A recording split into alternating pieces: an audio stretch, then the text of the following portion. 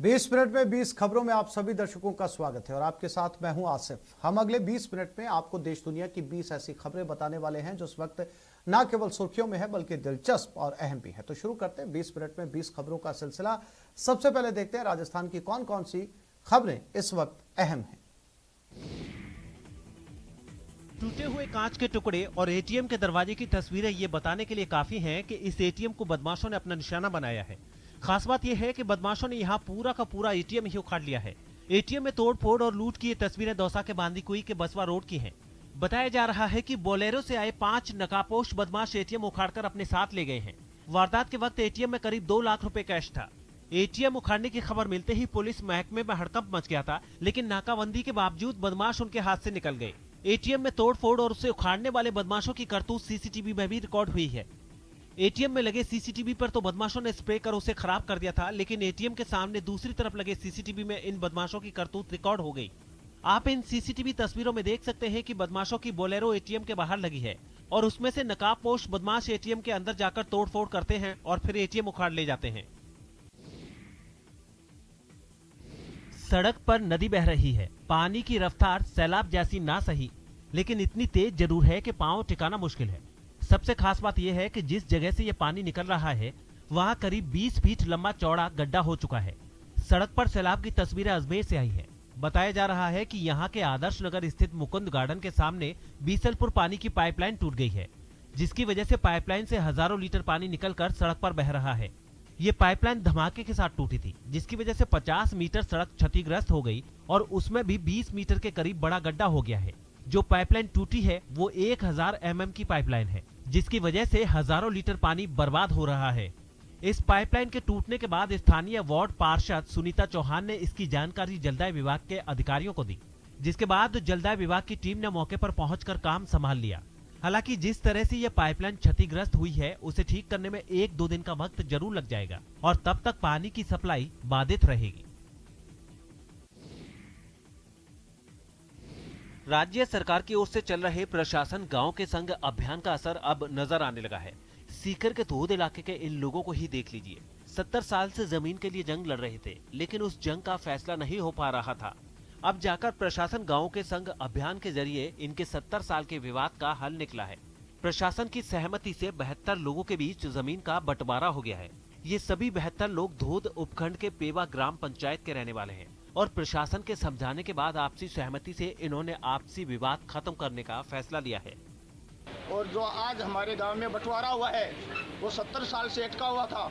उसके लिए मैं मुख्यमंत्री साहब, एमएलए साहब, ग्राम सेवक जी, पटवारी जी, तहसीलदार जी, एसडीएम साहब और वर्तमान मागत सुनीलाल जी सरपंच और ग्रामवासी और हम समस्त भाइयों की तरफ से बहुत निष्ठा, खेलता, प्रेम भाव के साथ हमारा बंटवारा 70 साल से आज हुआ है। आज जो अभियान हुआ था सर्व अभियान, उसमें मैं मुख्यमंत्री जी का तहे दिल से आभार व्यक्त करना चाहती हूँ कि हमारे सुनने में से आ रहे कि 70 साल से बंटवारा हो रहा है। मैंने वैसे देखा नहीं है, लेकिन जो देख रही हूँ ना अभी तक किसी का भी बंटवारा नहीं हुआ। पूछा था 1-2 लोग बोले कि मेरा तो कुछ भी नहीं हुआ है। प्राकृतिक सौंदर्य से भरपूर हरे भरे जंगल में आपको कटप्पा, प्रिंस, ब्लू थंडर और जूलियट नाम वाले लेपर्ड के दर्शन हो जाएं तो आपकी लेपर्ड सफारी पूरी हो जाएगी। वन विभाग पर्यटकों के लिए कुछ ऐसा ही कर रहा है। जयपुर के झालाना में लेपर्ड सफारी के सक्सेस हो जाने के बाद गलता जंगल न्यू लेपर्ड सफारी डेस्टिनेशन के रूप में लगभग तैयार है। 5 किलोमीटर तक ट्रैक बन गया है। बस जैसे ही ट्रैक फाइनल होगा, पब्लिक के लिए गलता लेपर्ड सफारी खोल दी जाएगी। हाल में 5 किलोमीटर का ट्रैक हम तैयार कर चुके हैं। इसमें ये गलता धाम से और छीन बावड़ी तक अभी तैयार हो चुका है ट्रैक। इसमें कच्चा तैयार है, अभी पक्का इसको तैयार करना बाकी है। और इस एरिया में लेपर्ड्स काफ़ी मात्रा में है। यहाँ बीच जंगल में कोई भी ऐसा बड़ा मंदिर या कोई भी पब्लिक वाला एरिया नहीं है, तो ये सफारी अच्छी विकसित हो सकेगी। देशभक्ति की भावना दिल में लिए जवानों की शहादत के सम्मान के लिए जयपुर के चंद्र प्रकाश गुप्ता दिन रात एक किए रहते हैं। रोजमर्रा के काम के बीच चंद्र प्रकाश गुप्ता उन शहीदों का पोर्ट्रेट बनाने में लगे रहते हैं जिन्होंने अपनी मिट्टी के लिए सर्वोच्च बलिदान दिया। चंद्र प्रकाश गुप्ता का कहना है कि करगिल युद्ध के समय उनके दिल में ये बात आई थी कि क्यों न मरुधरा के शहीदों के सम्मान के लिए पोर्ट्रेट बनाए जाएं।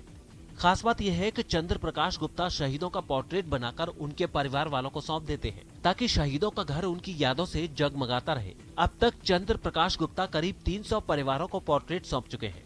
भाई हर देशवासी का कर्तव्य है कि हम उनकी मदद करें, उनको बिसराए नहीं अवसरों पे याद न करके हम उनको साथ जुड़े रहें, उन्हें अपना बनाए रखें, ये हमारा होना चाहिए। ऐसा नहीं है कि चंद्र प्रकाश गुप्ता सिर्फ शहीदों का ही पोर्ट्रेट बनाते हैं, वो उन महान हस्तियों का भी चित्र बनाते हैं जिन्होंने देश का नाम ऊंचा किया है।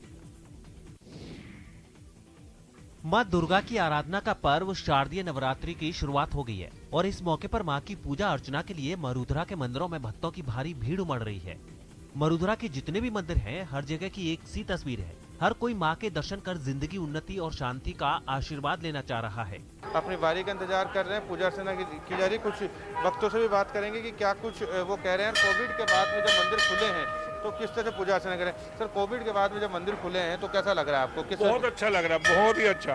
अच्छा नहीं, बहुत अच्छा कि अगर हिंदू धर्म के अंदर मंदिर ही नहीं खुलेंगे क्या खुलेगा। काफ़ी अच्छा फील कर रहे हैं क्योंकि एक स्वच्छ वातावरण है और सभी लोग मिलने जुल रहे हैं, तो एक भय सब हट गया है। नहीं, भय जो था हमारे मन में, जो डर था वो हट गया है। नवरात्र के दौरान मंदिरों में लगी भीड़ की वजह से कोरोना गाइडलाइंस का उल्लंघन तो हो रहा है, लेकिन इस दौरान भक्तों की आस्था का जो रंग नजर आ रहा है वो देखने लायक है। बहुत बढ़िया लग रहा है जी। वैसे तो प्रतिदिन शाम को आ जाते थे मत्था टेकने, लेकिन नवरात्रों में ये रश ज्यादा है तो अब आना जाना, कोरोना के बाद घर से बाहर निकले हैं तो बहुत अच्छा लग रहा है। हमारे साथ ये गुड़िया भी आई है। अरावली की वादियों में शीकर के रलावता के समीप जीड़ माता के मंदिर की ख्याति इस कदर है कि यहाँ हर साल लाखों लोग आशीर्वाद लेने आते हैं। 1000 साल पुराने इस मंदिर के गुंबद की ऊंचाई 101 मीटर तक बढ़ाने का काम शुरू हो चुका है। बताया जा रहा है कि गुंबद के शिखर पर सोने का कलश भी लगाया जाएगा और खास बात यह है कि इसके बाद इस मंदिर का गुंबद 5 किलोमीटर दूर से ही नजर आने लगेगा। जीड़ माता मंदिर को और भव्य बनाने का जो काम चल रहा है उसमें सिर्फ शिखर और बाहरी चीजें ही बनाई जा रही हैं। मंदिर के मूल स्वरूप में किसी तरह का बदलाव नहीं किया जा रहा है। जीड़ माता मंदिर के लिए भक्तों के मन में जितनी श्रद्धा है, इसका इतिहास भी उतना ही पुराना है। कहते हैं इस मंदिर को तोड़ने के लिए मुगल बादशाह के सिपाहियों ने इस पर हमला कर दिया था, लेकिन वो कुछ नहीं कर पाए और औरंगजेब को यहाँ आकर माफी मांगनी पड़ी। साथ ही औरंगजेब ने यहाँ अखंड ज्योति जलाई थी जो आज तक जल रही है। और अब देख लेते हैं कुछ अन्य राज्यों की खबरें। बिहार के मधुबनी से एक चौंकाने वाला वीडियो सामने आया है, जहां कुछ बदमाश एक कैश वैन लूटकर फरार हो गए। ये वारदात पिछले महीने की 24 तारीख की है। हालांकि अब इसका सीसीटीवी फुटेज सामने आया है। इस वीडियो में 4 बदमाश कैश वैन को लूटते हुए नजर आए। बदमाशों ने कैश वैन लूटते वक्त उसकी सुरक्षा में तैनात गार्ड को भी गोली मारी। पैसे लूटने के बाद सभी बदमाश वहां से तेजी से भागने लगे। इसी बीच जिस बदमाश के हाथ में पैसों से भरा बैग था वो जमीन पर गिर पड़ा। जब वो बैग गिरा तो उसके बगल से उसका साथी दौड़ते हुए आगे निकल गया। उसे भागता देख जमीन पर गिरा हुआ आरोपी तुरंत खड़ा हुआ और वो भी फरार हो गया। इस घटना से बदमाशों ने जिस गार्ड को गोली मारी उसकी इलाज के दौरान मौत हो गई। शुरुआती जांच में पता चला है कि बदमाशों ने कैश वैन से करीब 40 लाख रुपए लूटे। वारदात की सूचना मिलते ही एसपी समेत मधुबनी पुलिस के तमाम आला अधिकारी मौके पर पहुंच गए थे। इस मामले में एसपी का कहना है कि सीसीटीवी फुटेज और मौके से मिली अन्य सूचनाओं के आधार पर पुलिस तफ्तीश में लगी है। और लगभग 39 से 40 लाख रुपए इनके द्वारा बताया गया है कि बैग में था, वो बैग लेकर के अपराधीगण फरार हो गए। इसमें हम लोग चारों तरफ छापेमारी की कार्रवाई चल रही है और अन्य जो टेक्निकल हेल्प है और सीसीटीवी कैमरा ये सब हम लोग खंगाल रहे हैं। उत्तर प्रदेश के कासगंज से हैरान करने वाला वीडियो सामने आया है। वहां कुछ लोग गड्ढों के अंदर खड़े होकर प्रदर्शन करते दिखे।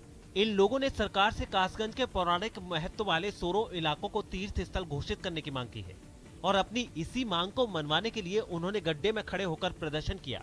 खास बात यह है कि इन गहरे खुदे गड्ढों में ये प्रदर्शनकारी छाती तक जमीन में धंसे दिखे।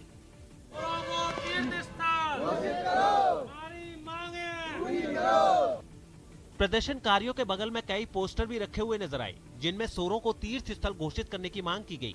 बताया गया है कि इनका ये आंदोलन इसी तरह कई घंटों तक चलता रहा। सोरो शुक्र क्षेत्र तीर्थ नगरी को तीर्थ स्थल घोषित किया जाए। आपको बता दें कि कासगंज में सोरो जी को तीर्थ स्थल का आधिकारिक दर्जा दिलाने की मांग लंबे समय से की जा रही है, जिस पर अभी तक कोई फैसला नहीं हुआ है। इसी वजह से यहाँ के लोगों ने भू सत्याग्रह का रास्ता अपनाया और आंदोलनकारी जमीन के अंदर खोदे गए गड्ढों में घंटों तक अपने शरीर के 80% भाग को धंसाए रहे। हरियाणा के करनाल के कृषि मंडी में धान बेचने आए किसान बड़ी मुश्किल में फंस गए हैं। बारिश की वजह से इनके धान का रंग न केवल बदरंग हो चुका है, बल्कि ना तो यहाँ धान की खरीद ठीक ढंग से शुरू हुई है और ना ही उन्हें इनकी सही कीमत मिल रही है। यहाँ आए किसानों का कहना है कि एक तो किसान आंदोलन की वजह से पहले ही वो मुश्किल में है और अगर उन्हें धान की सही कीमत नहीं मिली तो फिर वो बर्बाद हो जाएंगे। सारे किसान ऐसे कैसे बैठे हुए हैं, ये सेलर वालों की मिलीभगत से काम चल रहा है। अभी 1500, 1600, 1700 के रेट पे खरीद हो रही है, कोई सरकारी खरीद नहीं है, कोई कुछ नहीं है। मंडी में हम जी 1 हफ्ते से है यहाँ पे, धान की खरीद कोई शुरू नहीं हुई। जिस किसी की भी शुरू हुई है 1400-1500 में दे रहे हैं, वो भी मजबूरी है लोगों की। धान की खरीद तो शुरू हो चुकी है पर दाम सही नहीं मिल रहा है, कम रेट में खरीदी जा रही है।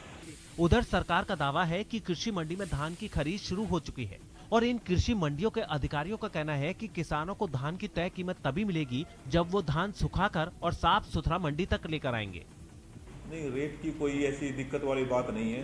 जितनी भी डेयरी जो सरकार के मापदंड पे खरी उतर रही है उसे गवर्नमेंट रेट पर खरीदा जा रहा है। इस तरह की कोई समस्या तो मेरे सामने अभी आई नहीं। दिल्ली में परिवहन विभाग ने 15 साल पुरानी गाड़ियों को कबाड़ में भेजने की मुहिम तेज कर दी है। 23 सितंबर को दिल्ली सरकार ने आदेश दिया था कि परिवहन विभाग 15 साल पुरानी गाड़ियों को जब्त करके स्क्रैप करेगा, फिर वो चाहे पेट्रोल से चलती हो या डीजल से। और उसी मुहिम के तहत दिल्ली की सड़कों पर चलने वाली गाड़ियों की चेकिंग तेज कर दी गई है। गाड़ियों को रोक रोक कर उनके कागज चेक किए गए, जिनसे पता चला कि वो गाड़ियां 15 साल पुरानी हैं या नहीं। जिन गाड़ियों के कागज सही थे उन्हें जाने दिया गया और जिनके गलत थे उन्हें रोक दिया गया। परिवहन विभाग ने पिछले कुछ दिनों में 70 गाड़ियां जब्त की हैं। इस समय उसके पास करीब 1500 गाड़ियां हैं जो या तो बोली लगने के लिए या स्क्रैप के लिए रखी हैं, जिनमें जब्त की गई गाड़ियां भी शामिल हैं। दरअसल दिल्ली में करीब 1 करोड़ गाड़ियां रजिस्टर्ड हैं, जिनमें 40 लाख के लगभग ऐसी गाड़ियां हैं जो अपनी उम्र पूरी कर चुकी हैं और अब उनको दिल्ली में नहीं चलाया जा सकता, क्योंकि सुप्रीम कोर्ट भी साफ कर चुका है कि पेट्रोल से चलने वाली 15 साल से ज्यादा पुरानी और डीजल से चलने वाली 10 साल से ज्यादा पुरानी गाड़ियां नहीं चलेंगी। दिल्ली के पंजाबी बाग में एक ऐसा पार्क बनकर तैयार होने वाला है जहां लोगों को भारत दर्शन का मौका मिलेगा। इस पार्क में देश की 21 ऐतिहासिक और धार्मिक इमारतों के मॉडल बनाने का काम जोरों पर है और इस पार्क की खासियत ये है कि इसे वेस्ट यानी कबाड़ से तैयार किया जा रहा है। इसके लिए दिल्ली नगर निगम के पास बेकार पड़े फर्नीचर, खंबे, खराब हो चुकी गाड़ियां और लोहे के दूसरे सामान का इस्तेमाल किया जा रहा है। मुंबई के गेटवे ऑफ इंडिया और आगरा के ताजमहल के अलावा 4 धाम समेत ऐसी 21 खूबसूरत इमारतें हैं जिन्हें बनाने का काम तेजी से किया जा रहा है। कई इमारतें तो बनकर तैयार भी हो चुकी हैं, जिन्हें देखकर ऐसा बिल्कुल नहीं लगता है कि खूबसूरत कारीगरी का ये करिश्मा कबाड़ से किया गया है। 21 इमारतें जो हैं वो तैयार की जा रही है इस 8 एकड़ के पार्क में और इस तमाम जो इमारतें बनाई जा रही हैं वो पूरा वेस्ट मटेरियल से बन रही हैं। दिल्ली में इस तरह के प्रयोग इससे पहले भी 2 जगहों पर किए जा चुके हैं, जिनसे पर्यटन को बढ़ाने में मदद मिली है। हमने वेस्ट टू वंडर पार्क भी बनाया था। अब एमसीडी का जितना भी हमारा वेस्ट मटेरियल था वो सारे हमने भारत दर्शन पार्क में उसी से बनाया है। दक्षिण दिल्ली नगर निगम का ये पार्क 8 एकड़ में फैला है, जिसका काम इसी महीने पूरा करने की योजना है। ओडिशा के कटक से एक चौंकाने वाला वीडियो सामने आया। वहां पर एक सड़क के बीचों बीच अचानक पानी का फव्वारा फूट पड़ा। बताया गया है कि सड़क के नीचे पानी की एक पाइपलाइन फटने की वजह से उससे निकल रहा तेज पानी करीब 50 फीट ऊंचे फव्वारे की तरह उठता दिखा। जमीन से निकलते इस फव्वारे को देखने के लिए वहां कई लोग जमा हो गए और कुछ ही देर में वो सड़क पानी से भर गई। इसके बाद वहां से गुजरने का इरादा रखने वाले बाइक सवारों ने राह बदलने में ही अपनी भलाई समझी। पानी की तेज रफ्तार की वजह से सड़क में कई जगह गड्ढे भी हो गए। बाद में किसी तरह पानी को रोका गया और मरम्मत का काम शुरू किया गया। ऐसा नहीं है, देश में पहली बार कहीं से इस तरह की तस्वीरें सामने आई हों। अक्सर कहीं न कहीं जमीन के नीचे बिछे पानी का पाइपलाइन किसी न किसी वजह से टूट जाता है और पानी फव्वारे की शक्ल में बाहर निकलने लगता है।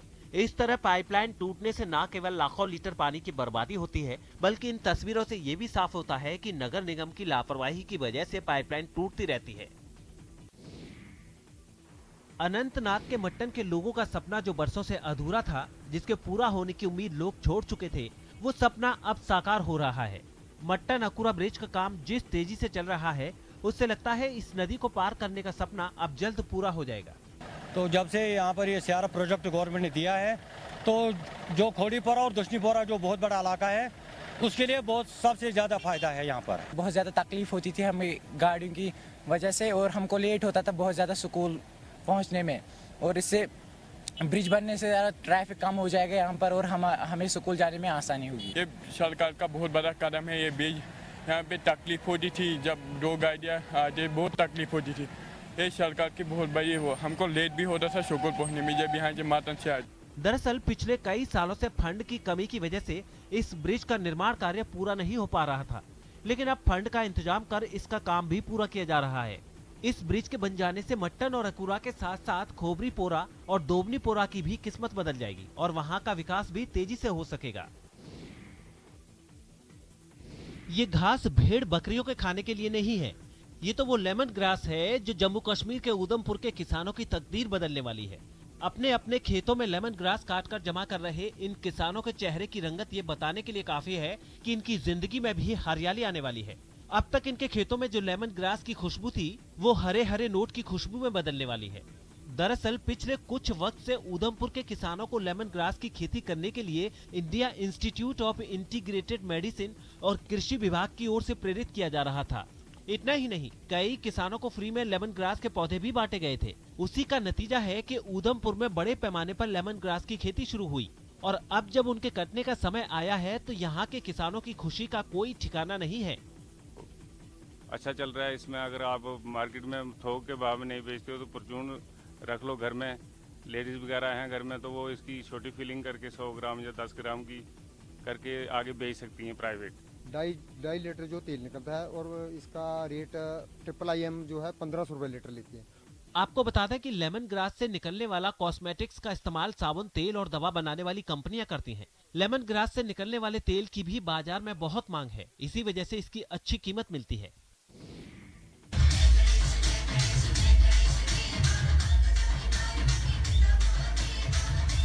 प्रभु राम की नगरी अयोध्या में रामलीला की विधिवत शुरुआत हो गई है। खास बात यह है कि पहले दिन से ही इस रामलीला का रंग जमने लगा है। इस रामलीला में पहले दिन जहां स्वागत, नृत्य और संगीत के अलावा कुछ खास नहीं हुआ था, वहीं दूसरे दिन से राम कथा का मंचन शुरू हो गया है। इस बार रामलीला का ये मंचन 15 अक्टूबर तक चलेगा। आपको बता दें कि अयोध्या की रामलीला में बॉलीवुड के कई बड़े सितारे हिस्सा ले रहे हैं। माता सीता का किरदार जहां मशहूर फिल्म मैंने प्यार किया की अभिनेत्री भाग्यश्री निभा रही हैं, तो वहीं आई रावण की भूमिका मशहूर खलनायक शक्ति कपूर निभा रहे हैं, जबकि कुंभकर्ण बने हैं रजा मुराद। अब की बार रावण के रोल में जहां शाहबाज खान नजर आ रहे हैं, तो वहीं नारद मुनि की भूमिका निभा रहे हैं हास्य कलाकार असरानी। बिंदु दारा सिंह हनुमान जी का किरदार निभा रहे हैं, तो वहीं गोरखपुर के सांसद और भोजपुरी फिल्म स्टार रवि किशन भरत की भूमिका में हैं, तो दिल्ली के सांसद मनोज तिवारी अंगद की भूमिका निभा रहे हैं। 20 मिनट 20 खबरों में अब बात कर लेते हैं इंटरनेशनल खबरों। भारत से हर बार मुंह की खाने वाला पाकिस्तान रूस के साथ मिलकर एक मिलिट्री ड्रिल कर रहा है। दो देशों के बीच साझा सैन्य अभ्यास आम बात है, मगर जो हैरानी की बात है वो ये कि पूरी दुनिया में आतंक फैलाने के लिए बदनाम पाकिस्तान इस एक्सरसाइज के जरिए आतंकवाद से निपटने की तैयारी कर रहा है। इसके तहत पाकिस्तान के सैनिक रूस की सेना के साथ मिलकर इस बात की प्रैक्टिस करते नजर आए कि जब दुश्मन उनके ठिकाने पर आ धमके तो उसे उसके कब्जे से कैसे छुड़ाएं। इस अभ्यास के दौरान बख्तरबंद गाड़ी की आड़ लेकर दोनों देशों की स्पेशल फोर्स के जवान इस तरह दबे पांव चलते दिखे मानो वाकई जंग के मैदान में हो। कभी कटीले रास्तों के नीचे से तो कभी पतली रस्सी पर चलते हुए पाकिस्तान और रूस के सैनिकों ने मुश्किल रास्तों को पार करने का अभ्यास किया। आखिर में दोनों देशों ने बेहद आधुनिक साजो सामान के इस्तेमाल से दुश्मन की बिछाई बारूदी सुरंगों के जाल को ध्वस्त करने की प्रैक्टिस भी की। आपको बता दें कि सोवियत संघ के दौर से ही रूस और पाकिस्तान की सेनाओं में 36 का आंकड़ा था, और 5 साल पहले तक रूस और पाकिस्तान की सेनाएं कभी एक साथ किसी युद्ध अभ्यास में शामिल नहीं हुई थीं। लेकिन बीते 5 साल में दोनों देश कई बार ऐसी मिलिट्री ड्रिल कर चुके हैं, जिसे पाकिस्तान की पलटी मारी का नमूना माना जाता है, जो ओसामा बिन लादेन के मारे जाने के पहले तक अमेरिका की जी हजूरी करता था, और अब वो चीन के जरिए खुद को रूस का हिमायती दिखाने की कोशिश में जुटा है। तालिबान के कब्जे के बाद अफगानिस्तान की राजधानी काबुल में दफ्तर खुलते ही पासपोर्ट के लिए अफरा तफरी मच गई। वहां करीब 2 महीने बाद पासपोर्ट दफ्तर खुला है, जिसका बीते कई दिनों से लोगों को इंतजार था। जैसे ही ऐसा हुआ, लोगों की भीड़ पासपोर्ट दफ्तर में उमड़ पड़ी।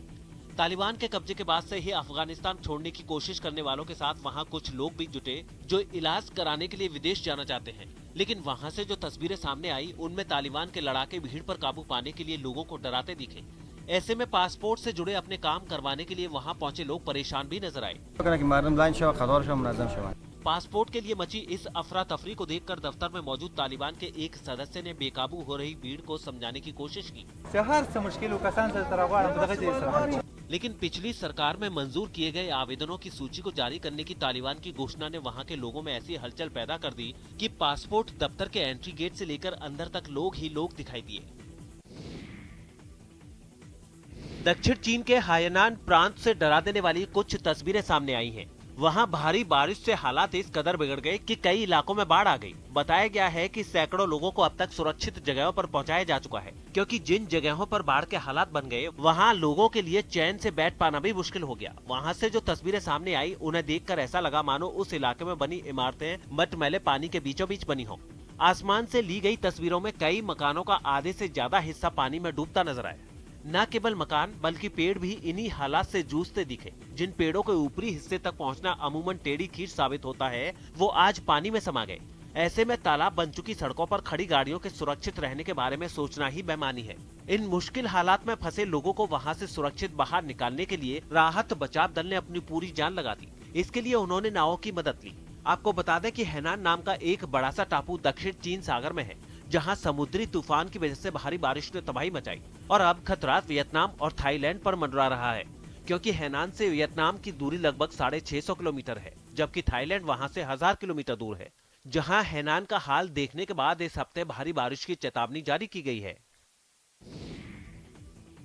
स्पेन के ला पाल्मा द्वीप पर 15 दिन पहले फटे ज्वालामुखी ने इतनी आग उगली कि उसके मुहाने का एक हिस्सा ही फट गया।